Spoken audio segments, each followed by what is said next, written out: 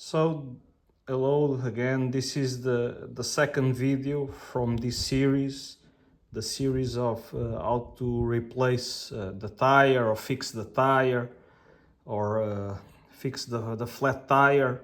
So this will be a very short one. So as I told you on the previous video, the bolts, the wheel is relatively easy to remove. Okay, you will need a 21 millimeters key.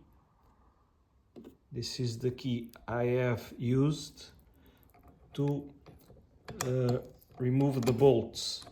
And after removing the bolts, this is somehow a little bit heavy. It's a little bit heavy. It's heavier than I thought it would be. It has the engine inside the motor, so it's a heavy piece.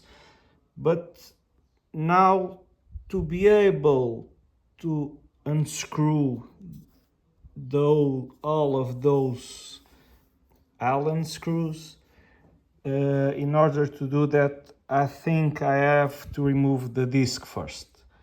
So I'll see what it's possible to do, but I don't think the Allen key will get to that screw directly, so the disc must be removed. And in order to remove the disc, it's these 6 screws. So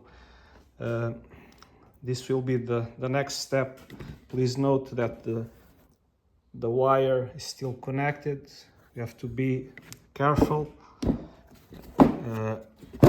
And well, I'll keep you posted. Bye bye.